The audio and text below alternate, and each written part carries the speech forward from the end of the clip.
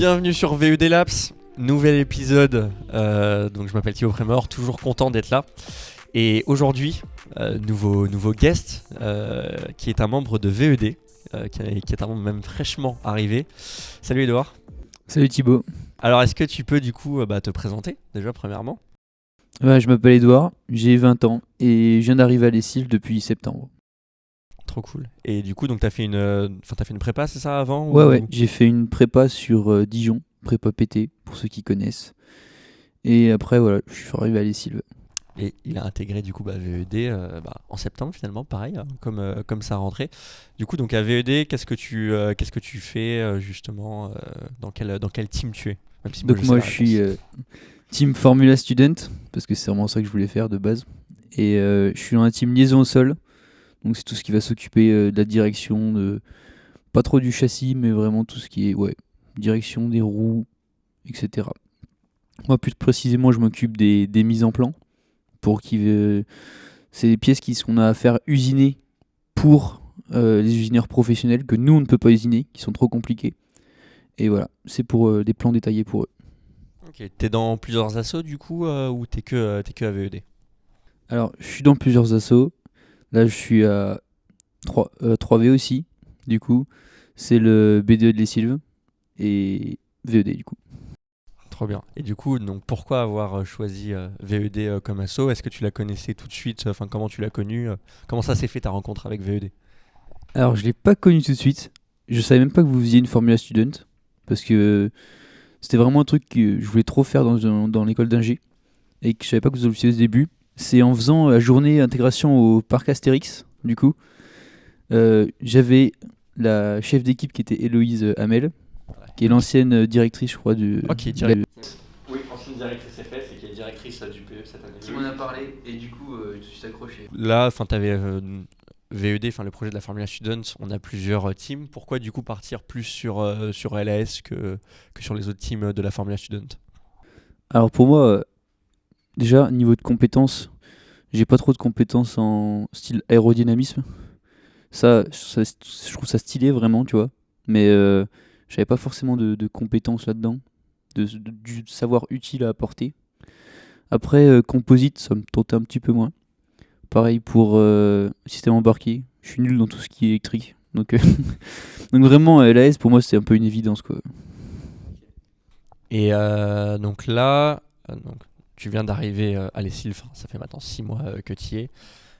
C'est pour faire quel majeur après ? T'as une idée ou pas ?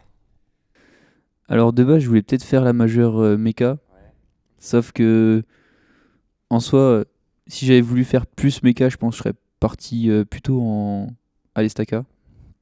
Du coup, je pense que je vais plutôt partir en IF.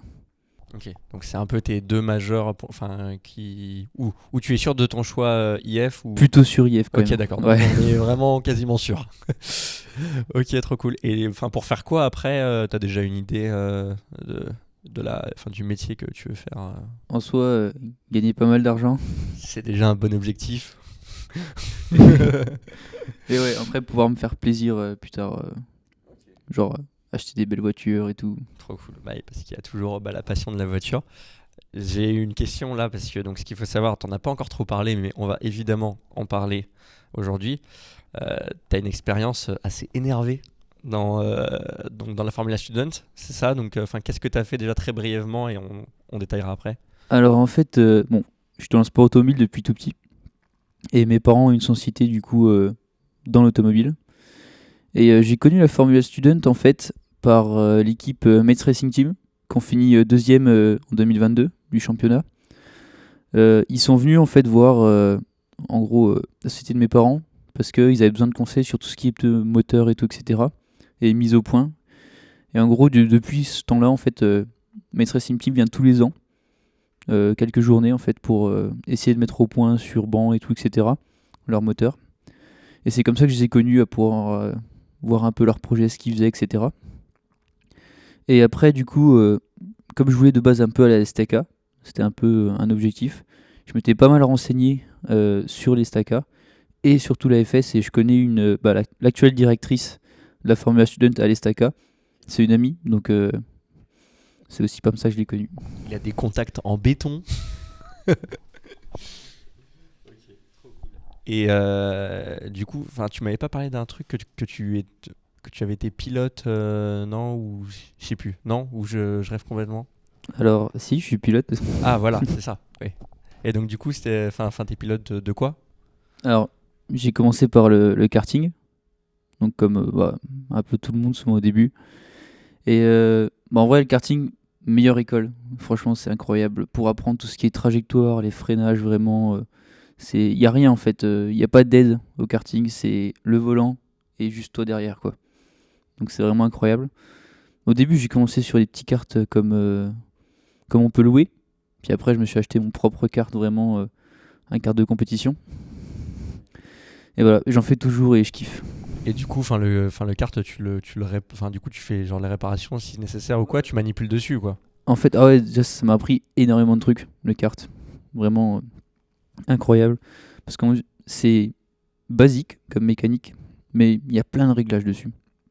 On peut régler le parallélisme, l'ouverture des voies, etc. Vraiment, la chasse, etc. N'importe quoi en fait. Trop cool. Donc ça, c'est vrai que c'est vraiment une grosse force de Edouard, c'est qu'il a un recul que beaucoup n'ont pas à VED. Recul qui n'est pas nécessaire pour rentrer dans l'association, hein, vraiment pas, mais du coup, c'est vraiment une force. Et c'est pour ça, donc justement, donc tu connais l'équipe donc, de Metz Racing Team, tu sais un peu comment ils bossent. Et ça, pour nous, ça nous rend toujours curieux justement de savoir comment les autres équipes travaillent sur des projets en commun. Du coup, voilà, encore une fois, la maladie du coup, toujours présente, toujours présente. C'est vraiment terrible. Donc, quand tu es arrivé à VED, avec l'expérience que tu as eue, voilà, quelles ont été tes premières impressions de cet assaut dans cette école justement technique, dans cette école généraliste justement qui est les Sylves? Alors, premièrement, déjà j'ai remarqué l'ambiance. Déjà, vous êtes assez soudés. Vous avez un groupe qui est vraiment bien et tout. Tout de suite, j'ai vu la bonne ambiance quand même, malgré tout, que ce soit un projet qui soit sérieux et qui implique beaucoup de travail. Il y a toujours cette bonne ambiance où on rigole et tout, même en travaillant. Donc ça, c'est vraiment cool. Euh, Après, bon, j'ai vu aussi qu'il restait beaucoup, beaucoup de boulot. N'aie pas peur de dire les points négatifs, Edgar. Edouard, putain. Donc ouais, super bonne ambiance. Par contre, j'ai vu tout de suite aussi qu'il y avait beaucoup, beaucoup de boulot encore à faire. Voilà. Quand j'ai vu un peu les assemblages au début, il y a beaucoup de trucs qui sont bien faits. Et il y a des trucs qui sont à reprendre, et plus je suis en train de regarder, en même temps plus j'en découvre aussi. Là, comme il y a quelques heures justement, on a découvert encore 2-3 problèmes techniques à résoudre. Donc là, c'est pour ça que par exemple ce soir, on a une réunion avec les anciens qui ont vraiment été les pionniers un peu dans la LAS au début pour la Formula Student. Et leur demander en fait, parce que j'ai pas non plus la science infuse, donc ça se trouve, ils ont fait des choix techniques que pour moi qui me paraissent pas normaux, mais pour eux peut-être qu'ils ont une explication derrière parce que vraiment c'était pas possible de faire autrement, ou ils ont fait ça parce qu'ils ont vu sur tel modèle, etc. Donc voilà, avoir une vraie discussion pour voir comment ils ont réfléchi à faire cette pièce-là et qu'est-ce qu'on peut mettre en place pour résoudre ces problèmes. Ok. Et est-ce que là, du coup, je pense qu'on va faire quelque chose pour chaque du coup, ça va être une pinte de bière offerte. Allez hop là, encore quelque chose que je dis qui est enregistré et que je vais regretter. Ah là là, c'est compliqué. Mais dans ce cas, est-ce que ça t'intéresserait potentiellement de devenir chef de projet, d'avoir plus de grades, on va dire, dans la Formula Student? Bah ouais, franchement, carrément. Parce que là, depuis que j'ai intégré l'équipe, franchement, j'y passe vraiment un peu de temps. Et puis, c'est vraiment un projet qui me tient à cœur, quoi. Ouais, trop cool. Trop cool, trop cool. Du coup, j'aimerais qu'on revienne. Une pinte. J'aimerais qu'on revienne un peu plus sur ce que tu avais fait, ce que tu as bossé avant. Donc avec la Formula Student, tout ça. Donc tu as parlé de Metz Racing Team. Est-ce que tu as eu l'occasion de travailler avec eux, ou est-ce que c'était t'étais en contact avec eux? Comment c'était quoi en fait que tu faisais? C'était via l'entreprise du coup De tes de mes parents? parents. Ouais. Et j'ai pu voir en même temps quand ils développaient, etc. Pouvoir travailler en même temps sur voir comment ils avaient fait.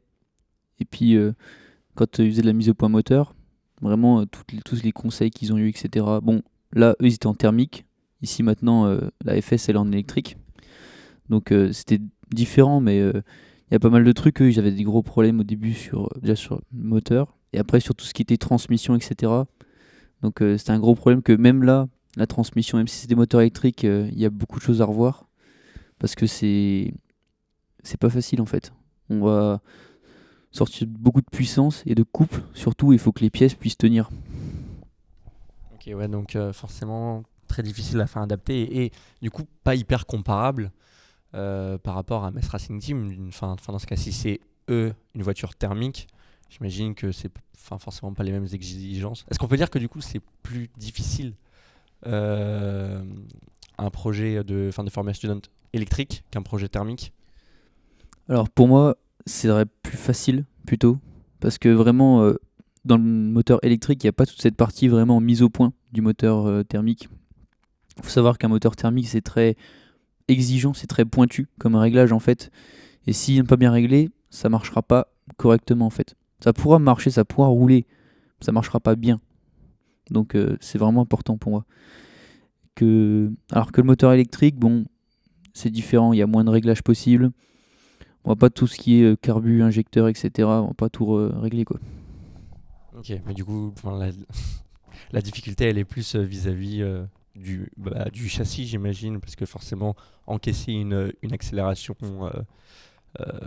électrique, c'est pas la même chose qu'une accélération de type thermique. Je pense que tu peux me le confirmer. Ah ouais, carrément. Surtout avec l'électrique. Là, faut voir la partie liaison au sol, c'est pour ça qu'il y a encore beaucoup de boulot parce qu'il va falloir encaisser des grosses accélérations et aussi des grosses décélérations, du coup. Mais ouais. Toi aussi, tu vas payer des peintres. Euh, Si là, enfin avec donc on a parlé de Metz Racing Team, comme contact que tu as eu avec la Formula Student, est-ce que tu as eu d'autres contacts avec la Formula Student via d'autres équipes ou c'était exclusivement avec Metz Racing Team?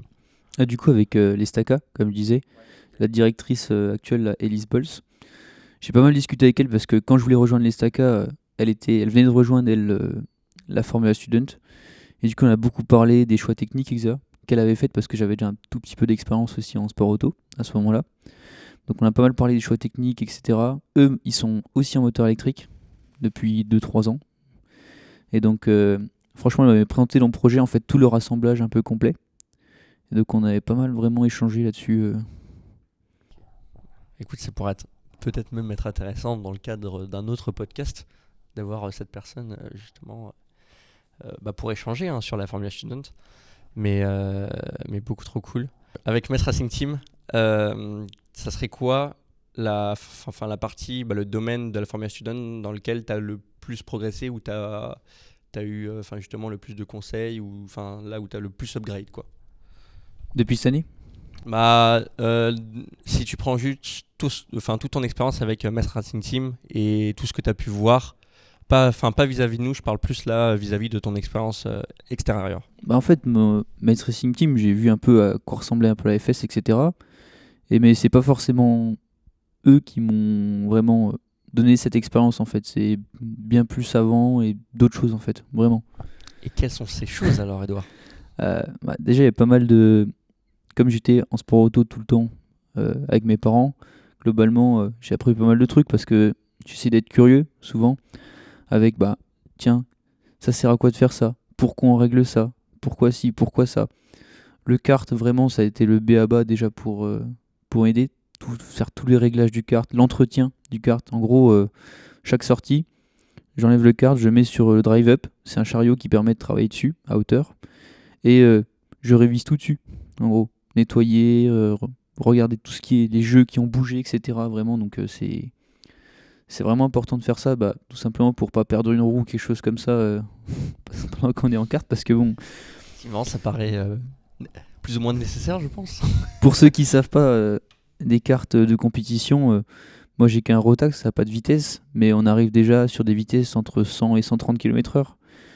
Donc si on se prend une boîte à 100 km/h, ça peut faire très mal.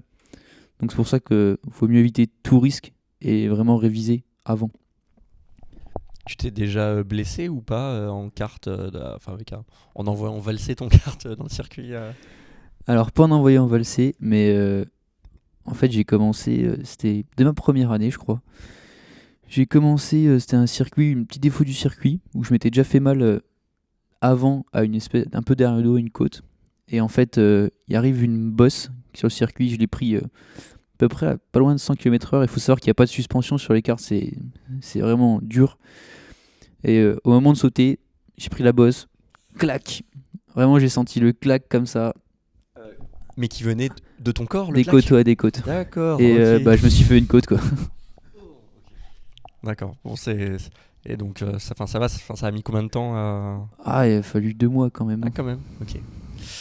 Bon, oui, j'ai vu des accidents. Je sais pas si tu avais vu le reportage sur Netflix de Michael Schumacher, Ouais, je l'ai vu. où il avait eu aussi un sacré accident en kart, et c'était aussi violent. Bon, je crois qu'il y avait plus qu'une côte fêlée dans, dans ce cas-là. En fait, souvent, les accidents en sport auto, c'est les plus graves. C'est souvent pas en Formule 1 aussi, par exemple, ou en kart. C'est quand il y a contact roue contre roue, en fait. Parce que là, souvent, ce qui se passe, c'est qu'il y a un kart qui décolle. Et c'est déjà arrivé, même en championnat de France, qu'il y a un kart qui décolle, un autre qui passe en dessous. Tellement que ça décolle. Et là, en plus, le poids d'un kart, t'as une idée je sais plus combien Ouais, ça pèse. c'est entre 80 et 90 kilos. Ouais, donc quand même, ouais, ok. Plus la vitesse, forcément, ouais, il y a de quoi se faire mal, très clairement. Et est-ce que du coup, tu as participé à des compétitions Alors, non, jamais.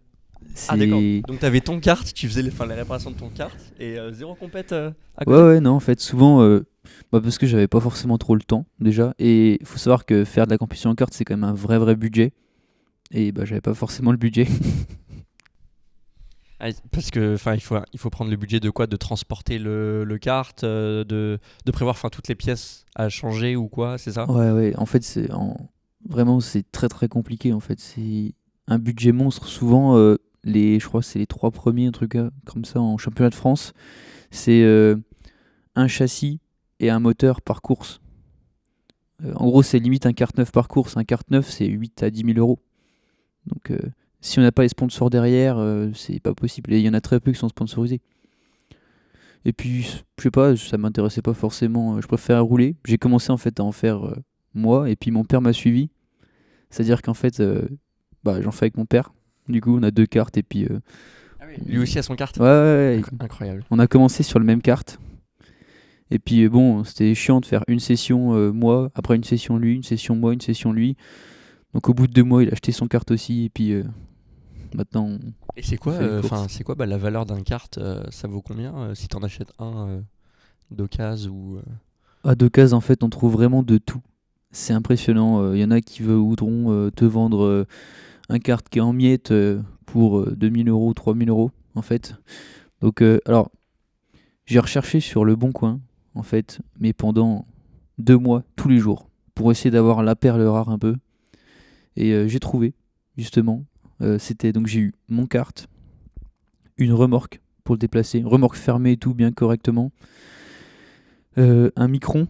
Un micron, c'est comme les Alphano. Ça permet d'avoir les temps autour, le régime moteur, etc. Ça vaut 300-400. Plus, j'ai eu le drive-up avec. Un drive-up, c'est ce qui me permet du coup de travailler à hauteur dessus. Et ça vaut 400-450. Et tout ça, je l'ai eu pour 1600, du coup. Ah ouais, ok. Donc ah oui, donc au final comparé à parce que tu m'as dit 2000 pour le kart qui était en miettes, c'est ça? Ah ouais, mais des fois, D'accord. c'est impressionnant. Mais vraiment, j'ai cherché 2 mois, pendant 2 mois, tous les jours, pour trouver vraiment la perle rare qu'il me fallait, en fait. Et au sujet des compètes, il y a même dans le futur non, ça t'intéresserait pas de d'en faire avec ton propre kart et tout, ce sera juste en faire tout seul toi, faire de la mécanique dessus, il n'y a que ça qui t'intéresse. Non, pourquoi pas, franchement, après, mais au cas où les compètes plus en automobile, parce que j'aime bien maintenant le kart, mais j'aime bien aussi le conduire en automobile. Donc Franchement, un mélange des deux serait pas mal. Peut-être faire de la course en auto et garder le kart comme un loisir. Ok, trop cool. Et tu as parlé d'autres expériences automobiles. Donc, là, on a parlé de Mass Racing Team, on a parlé du kart. Est-ce qu'il y en avait d'autres, du coup, que tu as eu peut-être encore grâce à tes parents et leurs entreprises? Ouais, totalement. Du coup, en plus de ça, j'ai fait de l'assistance du coup en Sport Proto Cup sur un proto. Du coup, C'est hyper stylé ça. une Chevron B61. C'est un proto, vieux proto, et puis il y en a 2 exemplaires qui ont été faits de ce modèle-là, donc en plus un peu rare. Et t'as fait ça pendant combien de temps? En fait, c'est sur des courses. Il y a ce qu'on appelle l'Historic Tour. En fait, c'est où il y a plein de rassemblements de vieilles voitures et c'est des week-ends de course. Et j'ai fait ça quelques fois, du coup, une fois à Dijon, une fois à Nîmes. Et ça, c'est hyper formateur en fait. Franchement, c'est. Parce que, en gros, alors, le vendredi, il y a tout ce qui est essai libre, souvent. Le samedi matin, c'est les qualifs. Samedi après-midi, c'est course 1. Dimanche, course 2. Et après, le week-end est fini. Mais entre guillemets, entre chaque session, souvent, il faut revoir tous les serrages, revoir purger les freins, etc. Vraiment, comme c'est entre guillemets des vieilles voitures, souvent, ça a tendance à des fois des trucs qui se desserrent, des trucs comme ça. Donc en fait, moi, j'avais pas forcément les connaissances techniques pour faire l'assistance sur le moteur s'il y avait besoin de faire un truc parce que j'avais pas les connaissances. Par contre, le fait de rien que nettoyer la voiture, voir tout ce qui a bougé tout de suite, qu'est-ce qui va pas. Donc le vendredi, on le fait une première fois, bon, ça fait longtemps qu'on l'a pas fait, voilà. Le samedi matin, après les qualifs déjà, tout de suite on voit déjà ce qui a bougé.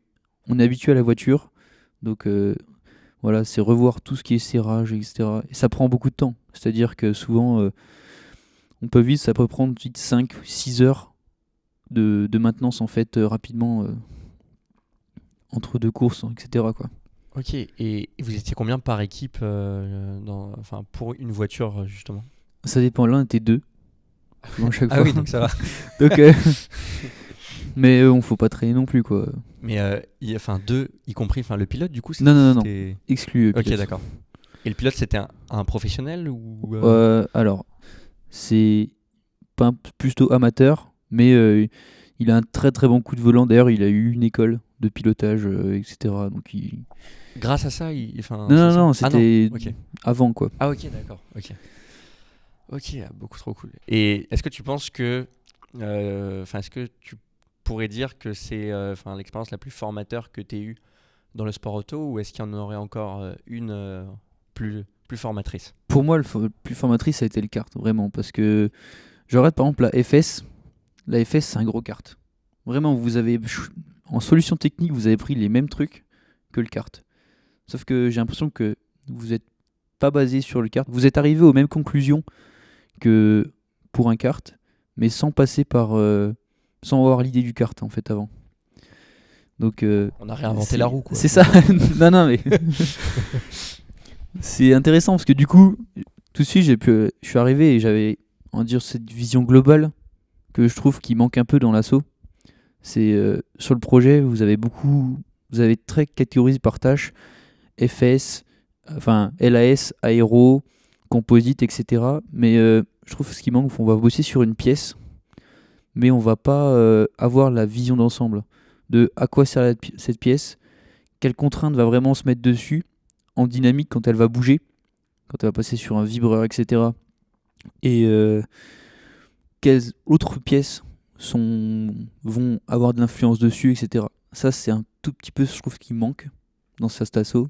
C'est la vision un peu d'ensemble. Ouais, mais je pense que effectivement, tu as complètement raison.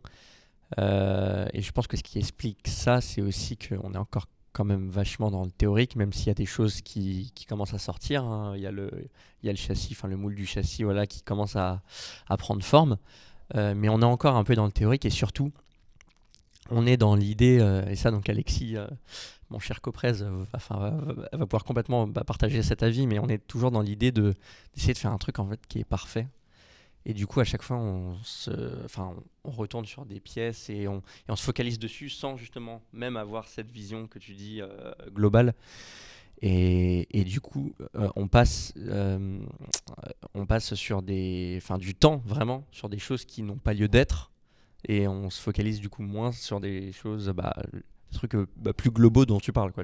Et je crois que ça, en plus, tu me l'as dit en début d'année, il me semble. Ouais, bah justement. Mais après, retourner sur vos pièces et tout, c'est tout à votre honneur en fait. C'est vraiment une démarche d'ingénieur et c'est ça en fait qu'il faut.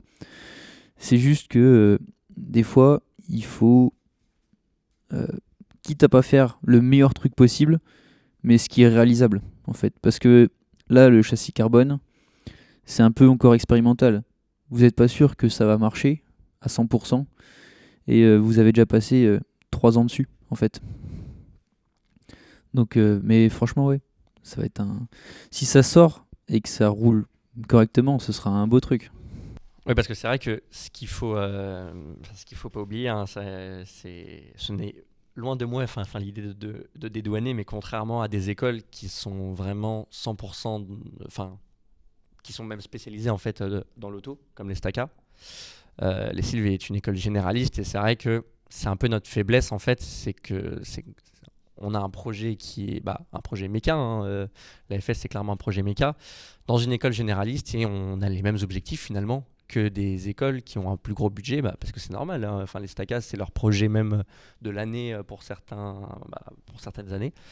Donc voilà, mais complètement, c'est des grosses difficultés et ouais, tu veux réagir à ça? Ouais, bah, bien sûr, non mais t'as totalement raison. C'est-à-dire que les Staka, déjà, ils ont ce que vous avez pas, ils ont un ou deux profs qui sont ingénieurs mécaniciens souvent, qui sont derrière eux constamment. Et ils peuvent leur demander n'importe quoi souvent. Et ça, c'est un peu la faiblesse du groupe. C'est-à-dire que on n'a pas assez de profs ici qui sont prêts à nous aider pour le projet. Et par contre, on a des deadlines, des demandes qui sont énormes par rapport à ce que notre petit groupe peut réaliser. C'est pour ça que la FS c'est compliqué et c'est même pour moi je dirais que c'est peut-être une des compétitions qui est la plus poussée techniquement de toutes les compétitions qu'on peut faire en école d'ingé en soi. Parce que il y a Léo Fly aussi. Ils font des fusées, ils les font voler, mais entre guillemets, il n'y a pas trop de risque de. D'ailleurs, bon, ça Oui, parce qu'il n'y a crache, pas c'est une pas grave, présence hein. humaine dans le projet, quoi. Là, une FS, on va mettre quelqu'un à plus de 100 km/h. S'il y a une différence au niveau des freins, de la batterie ou n'importe quoi, on met une vie en danger, potentiellement, en fait. Oui, non, mais complètement. Et bon, après, voilà. Les Fly, ce sont des amis et on respecte complètement leur projet, hein. Voilà, ils ont fait une super performance l'année dernière, donc voilà, on est toujours admiratif de ce qu'ils font. Mais oui, ça, c'est sûr, je suis complètement d'accord avec toi. Et même quand tu prends des projets comme le PE, bon, là pareil, même s'il y a une présence humaine à l'intérieur, voilà, le PE, ça va à 30 km/h en moyenne, contrairement à une Formula Student, voilà, qui peut atteindre 130, 120, 130 km/h. Donc oui, c'est sûr, on n'a pas les mêmes enjeux. J'aimerais retourner un peu dans toutes tes expériences. Et juste là, si tu avais un meilleur souvenir dans le sport auto, est-ce que là déjà tu en as un en tête et ça serait lequel?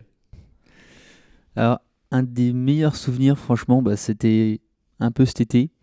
Enfin, j'en ai même plusieurs, mais les derniers en date, c'est notamment cet été quand j'étais pu aller au Grand Prix de Spa. C'était vraiment génial, c'est un peu un rêve d'enfant de voir un Grand Prix et tout. En plus, du coup, j'ai pu le voir de l'intérieur et parce que du coup, j'ai pu être dans l'écurie Alfa Romeo. Donc c'était vraiment génial. Et t'avais vu en plus du beau monde, non, à l'intérieur de l'écurie Ouais, ouais, j'ai vu Bottas, du coup, j'ai pris une photo avec lui, c'était trop cool. voilà. Rien que ça. Après, j'ai vu le départ en qualif de Zhou. Ça, c'était cool. Et après, ouais, j'ai croisé d'autres pilotes. J'ai pu prendre des photos, je crois que c'était Magnussen et Tsunoda. Donc vraiment, C'était vraiment génial. D'ailleurs, il me semble qu'il y avait une anecdote marrante. J'avais vu ça, je crois que c'était sur les réseaux, où on demandait aux pilotes quel était leur plus grand rêve. Et donc, ils ont à peu près tous répondu champion, voilà, Je l'ai vu, champion ouais. de Formule 1. Et je crois que c'est Tsunoda. C'est Ouais, Tsunoda qui dit bah, moi, je vais peut-être ouvrir une petite boulangerie. C'est ça, hein. ouais, il fait moi, mon rêve, c'est d'ouvrir un resto. Ah oui, non, c'est ça. Ouais, incroyable, incroyable.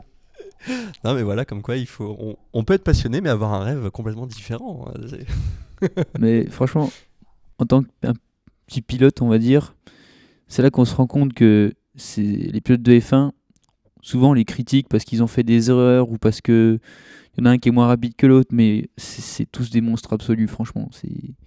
Quand on voit vraiment aux vraies vitesses, parce qu'à la télé ça donne pas une vraie impression de vitesse, mais quand on les voit en vrai, faut être sacrément accroché, quoi. Ouais, bah, bien sûr, et puis même là pour les préparations, bah, là il se repréparent pour pour la prochaine compète. Il me semble, je crois que c'était Charles Leclerc qui avait fait qui passe du temps dans les montagnes. Je sais plus où est-ce qu'il est précisément, mais c'est des préparations très très physiques, Ah, quoi. mais c'est des athlètes, c'est impressionnant. Bah, là, rien que pour deuxième anecdote du coup d'un meilleur souvenir, il y a pas longtemps, j'ai pu essayer une Radical SR10. Donc c'est un gros proto. En gros, ça fait 425 chevaux, je crois, pour à peine plus de 700 kilos. Donc c'est vraiment monstrueux. C'est le summum de ce que j'ai jamais essayé. Et rien que là, j'ai pu une session de 7-8 tours, un truc comme ça. Faut s'accrocher déjà, parce que les freinages, et encore, j'utilisais pas tout à 100%. Mais faut vraiment s'accrocher, quoi. Ouais, ouais, bah, clairement, clairement. Et si on revient pour le kart, euh, donc toi, t'en as un, ton père aussi en a un. Est-ce que tu penses, pour ceux qui veulent en avoir, euh, entre le fait d'en choisir un qui est tout neuf et le fait d'en choisir un, justement, l'épave dont tu m'as parlé, qui au final était plus cher, hein, mais euh, est-ce qu'il vaut mieux, ouais, voilà, en choisir un neuf ou en choisir un qui est vraiment en mauvais état, mais de le retaper pour avoir son propre kart. Enfin, à ton avis, quel est le choix pour ceux qui sont passionnés par ça et qui veulent pourquoi pas en avoir un jour, quoi. Moi, on va dire que j'ai eu de la chance d'avoir mon père derrière moi, qui me disait au début, tiens, ça va pas parce qu'il y a tel truc qui vont pas. Donc celui-là, même pas la peine. Parce que c'est difficile en fait en photo de voir qu'est-ce qui va pas ou qu'est-ce qui va.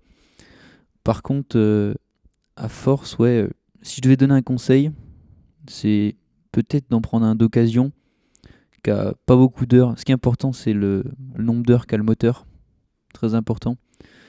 C'est souvent, moi, deux cartes que j'ai achetées, c'était quand ils avaient 15 heures à peu près. Et je leur ai mis, et les révisions, j'ai fait toutes les 50 heures. En gros, révise le moteur complet. Et voilà. Si le moteur déjà il est secoué, bah là c'est peut-être 2000, 3000, 4000 qu'il faut remettre déjà, direct dedans. Donc moins rentable et puis ouais, on se met plus des bâtons dans les roues, quoi. Voilà. Après, faut savoir si le châssis, il a pas eu de jetons. Genre, est-ce qu'il a fait des grosses sorties de piste dans les pneus, etc. Bah, anecdote, avec mon père, souvent, quand on est fatigué, après avoir fait des gros temps, essayer de faire le meilleur temps en kart, on se dit, allez, tour de glisse. Et on fait des tours, on essaie de faire les plus grandes glisses possibles et tout, etc. Le problème, c'est qu'un coup, on était fatigué. Et mon père, il commence à glisser, sauf que le kart, il a pas voulu glisser, il a radéré tout de suite. Donc il est rentré à un peu plus de 70 km/h dans les pneus, comme ça. Donc lui, il a rien eu. Mais par contre, ça se voit pas comme ça sur des photos, mais la colonne de direction, elle était en S. Et l'arbre arrière, il était en banane, en fait. Et quand il est rentré, du coup, il faisait... Ça sautait comme ça. Ah yes, mais c'est dingue que ton père n'ait rien eu, hein, parce que Ouais. Après, un kart, il y a quand même moins d'inertie à enlever, en fait, en soi. Parce que ça reste léger par rapport à une voiture. Mais ça fait un beau choc quand même, hein. Les pneus, en fait, je pense que c'est des gros pneus, hein. Les pneus ont volé jusqu'à l'autre côté de la piste, en fait. d'accord. Et donc là, du coup, tu as parlé d'un rêve que tu as réalisé en voyant ce Grand Prix. Ça serait quoi là, du coup, les prochains rêves dans le sport auto que tu aimerais réaliser? Franchement, bon là, de temps en temps, j'ai l'occasion de piloter, du coup. Et vraiment, un kiff, et c'est pour ça que je vais aussi avoir un bon métier qui gagne bien, c'est vraiment d'acheter quelques voitures.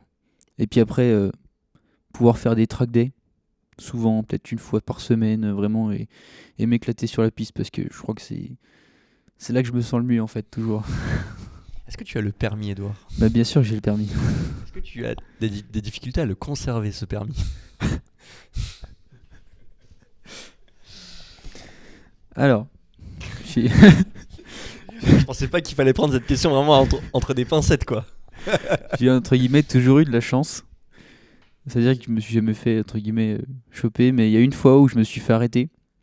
En plus, je mettais Waze, quoi, comme tout le monde. Et Waze, il me marquait 90 km/h. Et en fait, c'était 80. Et je me suis fait toper à un peu plus de 115. Donc, il y avait plus 35 km/h. Et en fait, le gendarme, super cool. Il y avait déjà un mec qui était arrêté avant moi. C'était en plein milieu des bois et tout. Et c'était un jeune gendarme. Il devait avoir, je sais pas, 4 ans de plus que moi, max. Et il me dit vous avez vu le mec qui est reparti là-bas? Il a le sourire. Vous pensez que vous allez l'avoir vous aussi? Donc là, je lui ai répondu à vous de me le dire parce que moi, je sais pas trop. Il fait des blagues. Et là, il me sort bon, ça va pour cette fois parce que voilà, moi, j'aime pas trop verbaliser et tout. Donc ça va pour cette fois, mais faites gaffe. Hop, donc j'ai rien eu. Alors, tu as eu un bol monstre. Mais après, enfin, entre guillemets, j'ai pas fait le con non plus. C'est-à-dire que il m'a arrêté, j'ai pas nié, il m'a dit vous savez pourquoi je vous arrête? J'ai dit bah oui, j'étais en excès de vitesse quoi. Voilà, Ok, ok.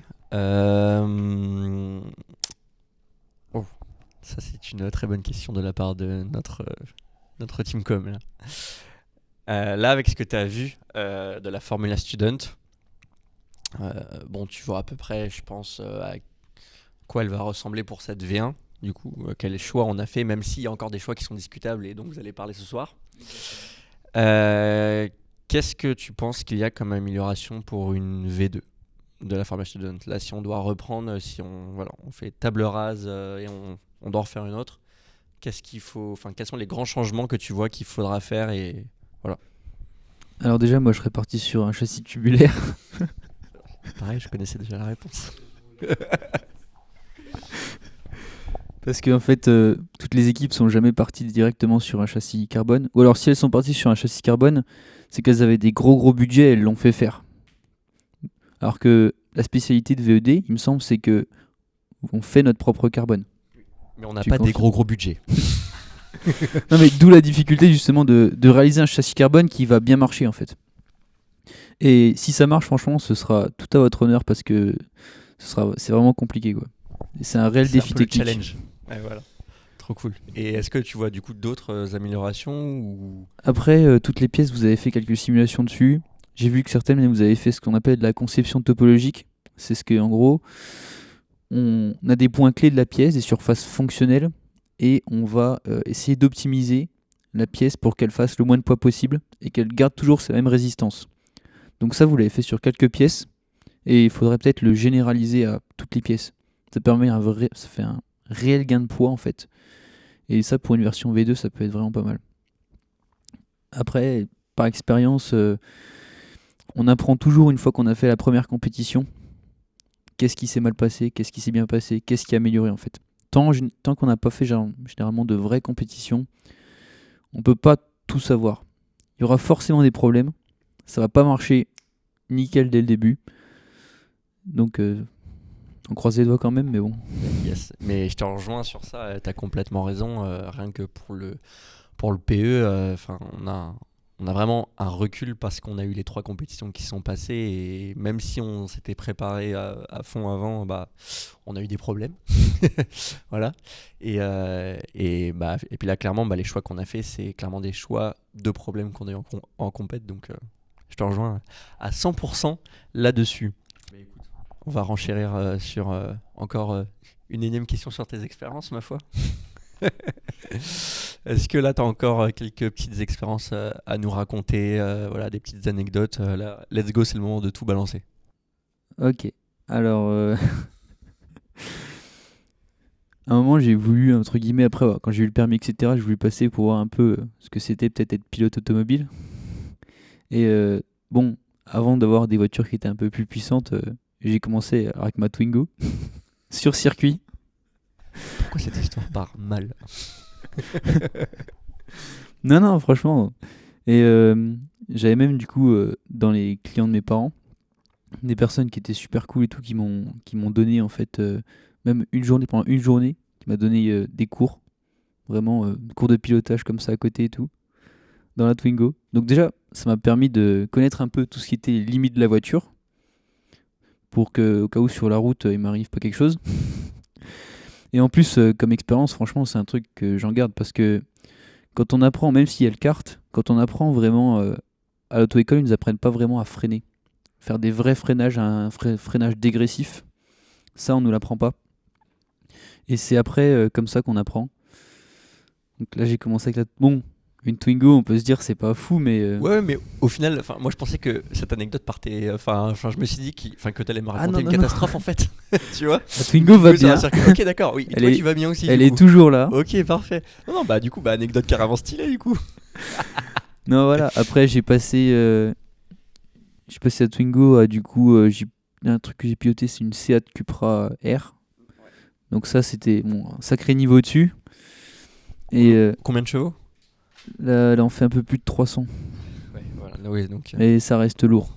Par contre, ça fait une tonne 4, un truc comme ça. On le descend bien sur circuit. Et mon petit coup de cœur perso, c'est l'Alpine. Voilà. Avec l'Alpine, j'ai découvert déjà tout ce qui est les boîtes séquentielles, avec les palettes, etc. Donc ça, pour moi, c'était vraiment cool. J'ai connu... en plus, c'est pas une Alpine de base, c'est une grosse version d'Alpine, du coup, qui est développée, du coup, par la société de mes parents. Trop bien, parce que c'est vrai que t'en as parlé, mais la société de tes parents, qu'est-ce qu'ils font du coup concrètement? Alors, c'est de la mise au point moteur. Et donc, ils ont un banc de puissance où il y a tout ce qui est un peu reprogrammation, mise au point moteur. Font garage normal aussi. Donc, il y a plusieurs mécaniciens. Il y a un ingénieur qui travaille sur tout ce qui est des programmes, etc. Parce que souvent, quand on dit qu'on fait une reprogrammation, souvent c'est faux, entre guillemets. C'est pas des vrais reprog. C'est souvent des revendeurs de programmes. En gros, ils viennent, ils téléchargent le programme de la voiture, ils l'envoient sur une plateforme, quelqu'un d'autre le modifie, il le remet dedans, hop, terminé. En une demi-journée, tu récupères ta voiture, elle est soi-disant reprogrammée, et voilà. Là, non, il y a un vrai ingénieur qui va modifier le programme en temps réel, et ça demande énormément de temps. Pour tout ce qui est... par exemple, pour une reprogrammation de base, ça peut être 3 jours. Elle passe 3 jours sur le banc de puissance et pour vraiment faire une reprog. Parce qu'en plus, chaque voiture est unique.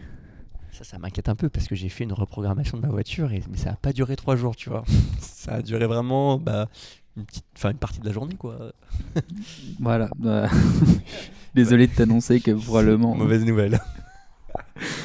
Non, par exemple, quand ils ont développé du coup la grosse Alpine, c'est l'Alpine à plus de 360 chevaux.